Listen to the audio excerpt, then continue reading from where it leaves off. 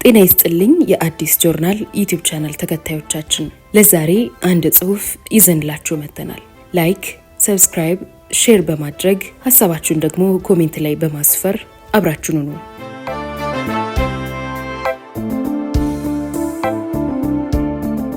የስፓርታኪያድ ኮማንዶ ኑዛዜ ከእፎይታ መጽሔት የተወሰደ።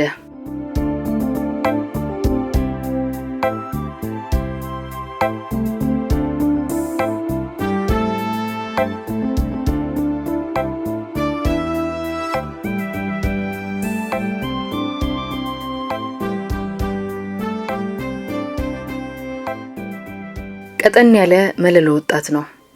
የ21 ዓመት። በአሁኑ ወቅት ነፋስ ስልክ አጠቃላይ ትምህርት ቤት በመማር ላይ ይገኛል። ስሙ እንዲገለጽ ስላልወደደ ወታደር በሚል ምህጻረ ቃል ልንጠቀመው ወሰንን። ስፓርታኪያድ በመባል ይጠራ የነበረው አስፈሪ ጦር ባልደረባ ነበር። አንድ የስፓርታኪያድ ሰልጣኝ 10 አየር ወለዶችን ይመጣጠናል ነው የሚባለው። ወታደሩ ስለ ጦር ሜዳ ውሎ፣ ስልጠናው ወዘተ በስፋት አዋይቶናል። በእንደዚህ አይነቱ ህይወት የገባው ግን ወዶ ሳይሆን ብሔራዊ ውትድርና ሊወስዱት ባስገደዱት ጊዜ በነጻ ከመሞትስ በደሞዝ ብቀጠር ይሻላል በማለት መደበኛውን ጦር በ17 ዓመት ነው የተቀላቀለው። የድሃ ልጅ ነበር። እዚሁ ቅርባችን አቃቂ ከተማ፣ ግን መልከ ቀና ነው። ቀልጣፋ የከተማ ልጅ። ባይገርማችሁ ለዚህም ነበር ከሞት የተረፈው። ታሪኩን ራሱ በዝርዝር ያጫውተናልና እንከታተለው። ጥያቄ፣ ስልጠናችሁ ከሌሎቹ በምን ይለይ ነበር? ወታደር ለኛ ልዩ ስልጠና ነበር የተሰጠን። ያስተማሩን ኮሪያዎች ሲሆኑ ለየት ያሉ የደፈጣ፣ የአፈና፣ ሰርጎ የመግባትና የወረራ ስልቶችን አስተምረውናል። ኢላማም አንስትም ነበር። ስለ ካርታዎችና ፈንጆችም ተጨማሪ ትምህርት ሲሰጡን የእጅ ለእጅ ውጊያና የቻይና ካራቴም ልዩ ችሎታዎች ነበሩን። ሳተናው 181 ልዩ ኮማንዶ በመባል ነበር ቡድናችን የሚታወቀው። የሚስጥር ስማችን ግን ስፓርታኪያድ ነበር። እንግዲህ አንድ የስፓርታኪያድ ሰልጣኝ 10 አየር ወለዶችን ይመጣጠናል ነው የሚባለው በስልጠና ደረጃ። ጥያቄ፣ ስለ ጦር ሜዳ ውሎ ልታወጋኝ ፈቃደኛ ነህ? ወታደር ነኝ። መጀመሪያ ወሎ ክፍለ ሀገር ዶሮ ግብር የሚባል ቦታ ነበር ሄድነው። አላማጣና ቆቦ ላይ አየር ወለዶችና ሌሎችም ክፍሎች ተከበው ዶሮ ግብር ላይ መንገዱ ተዘግቶ ስለነበር መንገዱን ለማስከፈት ነበር የተንቀሳቀስነው። በመጀመሪያ ቀን መጠነኛ ድል ተቀዳጅተን ነበር። በኋላ ላይ ግን ሳይሳካ ቀረ። ጥያቄ፣ በእጄ። ወታደሩ ከዚያ ዶሮ ግብርን ለቀን ወደ ወልዲያ መጣን። 3 ብርጌድ የስፓርታኪያድ ጦር ተበታትኖ አደረ። ሁላችንም ህይወታችንን ለማትረፍ ከፍተኛ ጥረት በማድረግ ላይ ነበርን። ትምህርታችሁን ግን መልሶ ለማጥቃት ብቁ አልነበረም እንዴ? ቢሆንስ መሞት አለብኝ? ጥያቄ፣ ለመሆኑ አንተ ለምን ነበር የምትዋጋው?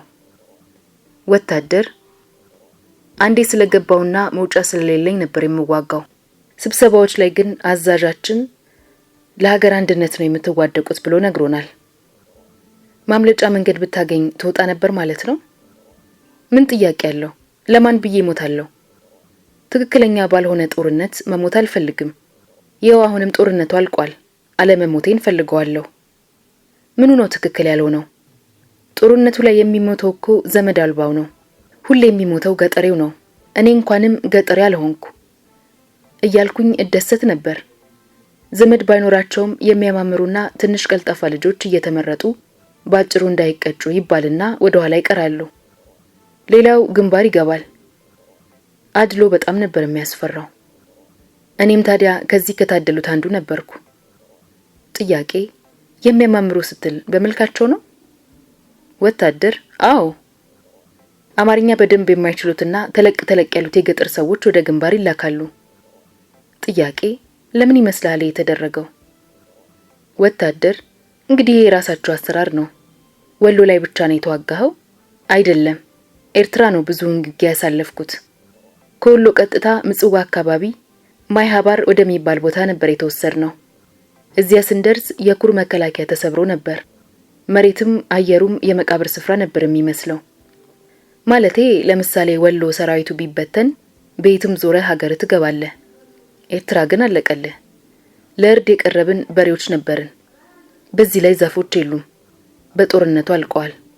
መሬቱም ድንጋይ ብቻ ነው። ለአይን እንኳን ደስ አይልም። ኤርትራ ምድር ካጋጠሙ ዘግናኝ ድርጊቶች ጥቂቶቹን ብትነግረኝ።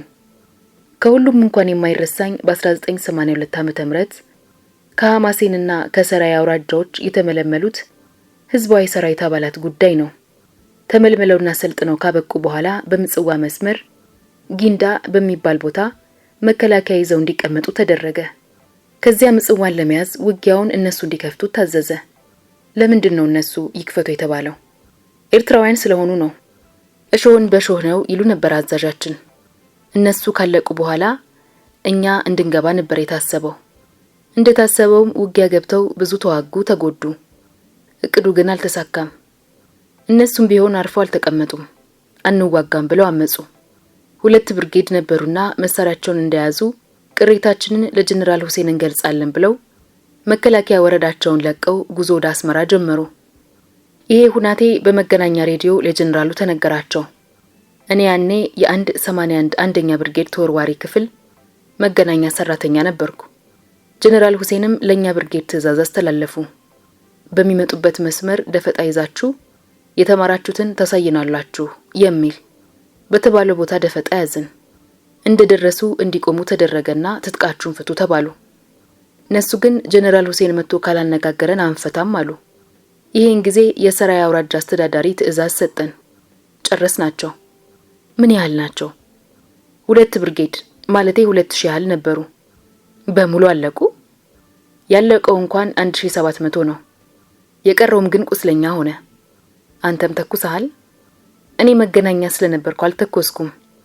የሚያመልጡ ካሉ ግን እየተጠባበቅን ነበር። ተኳሽ በሆነ ኖሮ ግን ተኩስ ነበር። ትዕዛዝ አይደል እንዴ? ጥያቄ በእጄ። ከዚያስ?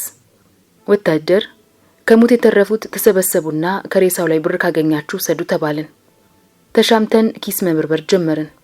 የተደራረበ ሬሳ እያነሳን ኪስ ሽንፈትሽ ሳይሞቱ የደፈጡትን ከሬሳ ስር እያገኘን እዚያውን ጨርሳቸው ነበር። ከዚህ አካባቢው እንዳይሸት ተብሎ ሬሳው በላውንቸር ተመቶ ተቃጠለ። የለበሱት ልብስ እየነደደ ፈንጂዎቻቸው እየጋዩ ተቃጠሉ። በሙሉ ኤርትራውያን ናቸው? አዎን። የተቀሩት 300 ያህል ቁስለኞችም ከተለቀቁ ድርጊቱን ለህዝብ ስለሚነግሩ ህዝቡም ያመጻል ተብሎ እዛው ጨርሷቸው የሚል መመሪያ ከበላይ አካል ስለመጣ ጠርማ በር የሚመስል ዋሻ ውስጥ ተከተው ተረሸኑ። ማን የረሸናቸው? አስመራ የነበሩ ልዩ ጥበቃዎች ናቸው። መሄድ የማይችሉት ግን እዛው የኛ ጦር ረሸናቸው። እድሜያቸው በስንት ክልል ይሆናል? የልጆች አባቶች አሉ፣ ትንንሾችም አሉ። በአጠቃላይ ከ15 እስከ 30 ዓመት ይሆናቸዋል። ጥያቄ በወቅቱ ወታደሮችስ ምን ይሰማቸው ነበር? በአንድ ጊዜ 2000 ሰው መረሸን መቼም ከባድ ነው። ወታደር የወንበዴ ዘሮች ናቸው ስለተባልን ደንታ ይሰጠው አልነበረም። ጥያቄ እኚህ ሰዎች የተረሸኑበት አካባቢ ምን ተብሎ ይጠራል? ወታደር የቦታውን ስም እንኳን አላስታውሰውም፣ ግን ከአስመራ ወደ ደቀ መሐሪ ሲሄዱ ኩሬ መሰለ ግድብ አለ፣ እዚህ አካባቢ ነው። ኤርትራውያኑ ሲረሸኑ ለመከላከል አልሞከሩም። ተሰብስበው ስለነበር ጊዜ አላገኙም። ከመቅጽበት ነው የጥይት ማት የወረደባቸው። በዚህ ላይ መከበባቸውንም አላወቁም። ቢያውቁ ኑሮ መጀመሪያውኑ ቀለበት ውስጥ አይገቡም ነበር። ሌላ ምን የምታስታውሰው የኤርትራ ገጠመኝ አለ? ሌላው ያው የልጃገረዶችን ማስገደድና የገበሬዎችን ከብቶች ማረድ የተለመደ ነው። አስመራ አካባቢ ህዝቡ በጀሪካን ውሃ እያመላለሰ የሚያሳድጋቸውን ባህር ዛፎች ስንቆርጥባቸው በተለይ እናቶች ያለቅሱ ነበር። ለምንድን ነው የምትቆርጡባቸው? ለሻይ ማፊያ ነዋ። ጥያቄ ለየት ወዳለ ጥያቄ ደግሞ ልውሰድ። በእናንተው ጦር ውስጥ አሰቃቂ ድርጊት ይፈጸም ነበር? ወታደር ኤርትራ ስለመጡት አባት ጦሮች ላጫውተ። እነሱ መቼም ምንጊዜም አይረሱኝም። መረብ ወዛ አካባቢ ውጊያ ስላልነበር እዛ የተመደቡት አባት ጦሮች ነበሩ እና ጠዋት ወደ ሻቢያ ሰራዊት ገበሬዎችን እየላኩ እንደምን አደራችሁ ይባባሉ ነበር። ውጊያ አይፈልጉም። ልክ ቤታቸው እንዳሉ ጋቢያቸውን ለብሰው ቁጭ ብለው ስለመቆቤታቸው እያወሩ መንግስቱ ኃይለ ማርያምን ያማርሩ ነበር። ተመትቼ ሆስፒታል እያለሁ ታዲያ አንድ አባት ጦር አጋጠሙኝ። እግራቸው ተቆርጦ ቀዶ ጥገና ክፍል ተኝተው ነበር። እንደባነኑ እግራቸውን ሲያዩ ጭንቅላታቸውን ይዘው ጮሁ። አጀብ እግሬ እያሉ። እንደዚህ አይነት ሰዎች ታዲያ አንድ ጊዜ ማሳለፊያ ይታዩ ነበር። እኚህ ሰው ታዲያ ምን ሆኑ ሲሏቸው እኛ ከሀገራችን የመጣ ነው እንደ ሶማሌ ሜዳ ለሜዳ ማባረር መስሎን ነበር። እዚህ ስንመጣ ግን የተደራረበ ተራራ ማውጣቱ አስመረረኝና በአቋራጭ እሄዳለሁ ብዬ ወደ ጢሻው ስገባ የሆነ ነገር በጣም ሲፈነዳ ታወቀኝ። ይኸው አሁን ነው እንግዲህ እግሬን ያየሁት ብለው እንደገና አጀብ እግሬ ማለት ይጀምራሉ። ጥያቄ፣ ውጊያው ግን እንዴት ነው? ያስፈራል? ወታደር ላያስፈራ ይችላል።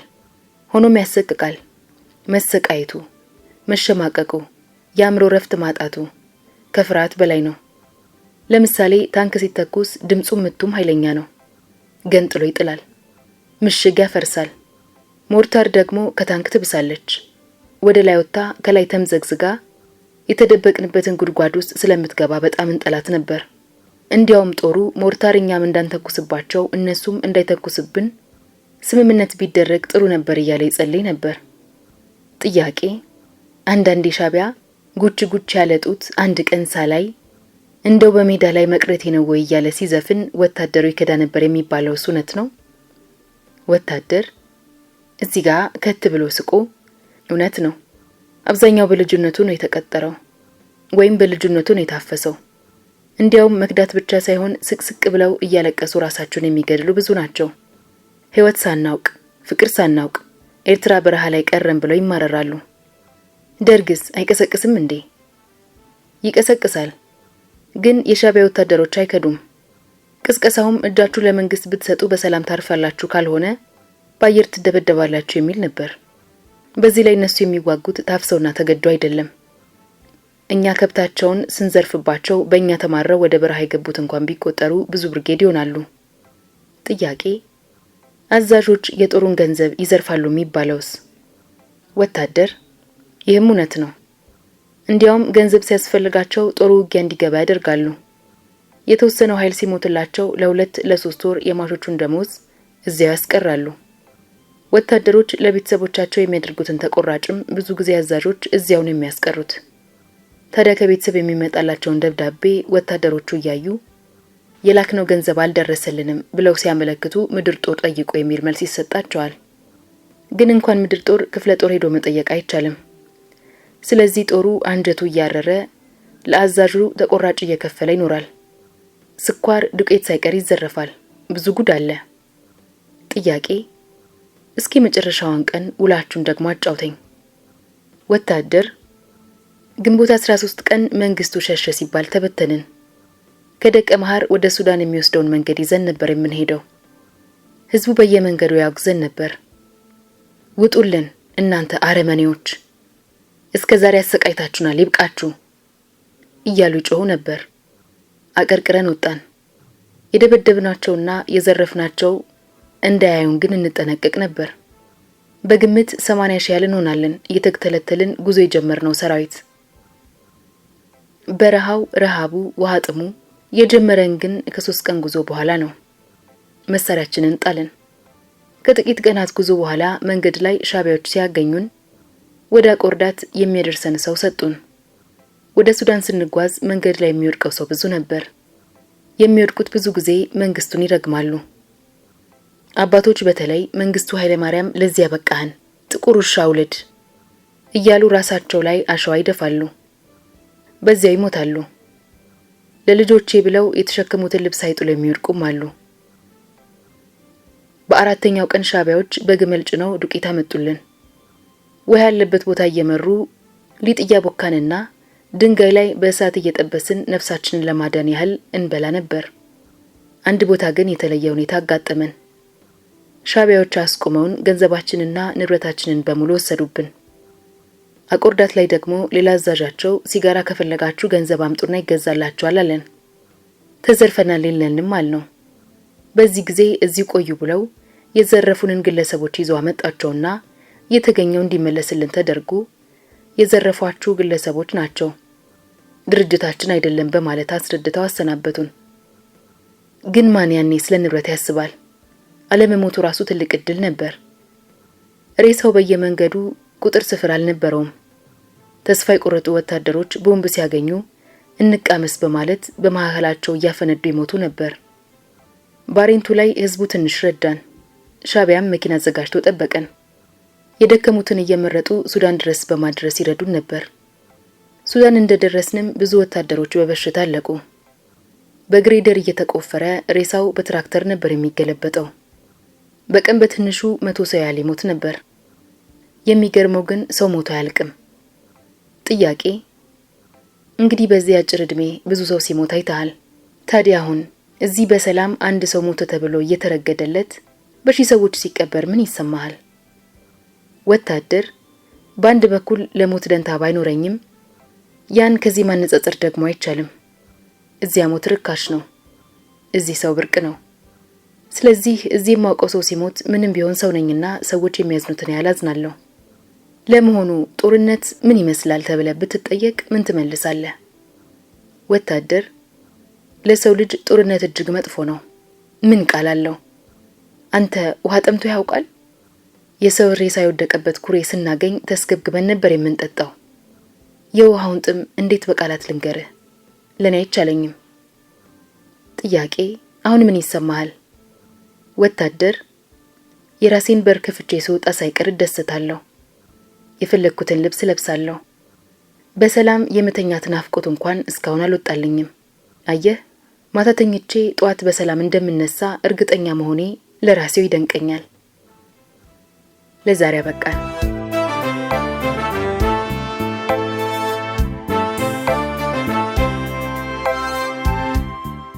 የዛሬ ታሪካችን እንዴት ነበር? ከወደዳችሁት ላይክ አድርጉ። ሐሳባችሁን ኮሜንት ላይ አስቀምጡልን። ሰብስክራይብ ማድረጋችሁንም እንዳትረሱ።